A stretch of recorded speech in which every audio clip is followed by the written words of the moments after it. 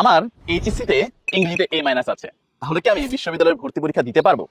উত্তর হলো হ্যাঁ, তুমি যে কোনো বিশ্ববিদ্যালয়ের মধ্যে অ্যাপ্লিকেশন করতে পারবে। অর্থাৎ সাবজেক্ট ওয়াইজ তোমার কোন জিপিএ আছে কিংবা কোন গ্রেড আছে সেটা বিশ্ববিদ্যালয় অ্যাপ্লিকেশনের ক্ষেত্রে কোনো ধরনের প্রভাব ফেলে না। মূলত তোমার এসএসসি, এইচএসসি এগুলোর জিপিএ এবং দুইটা মিলে একটা টোটাল জিপিএ, এইটা থাকে অ্যাপ্লিকেশনের একটা রিকোয়ারমেন্ট। তবে অ্যাপ্লিকেশনের ক্ষেত্রে তোমার সাবজেক্ট ওয়াইজ কোনো রিকোয়ারমেন্ট থাকে না। তবে হ্যাঁ, যদি আমরা দেখতে পাই চান্স পাওয়ার পরে কোনো সাবজেক্ট আমাদের পড়তে হয়, সেখানে কিন্তু আমাদেরকে বিশ্ববিদ্যালয়ের আলাদা আলাদা সাবজেক্ট ভিত্তিক অনেক রিকোয়ারমেন্ট থাকে।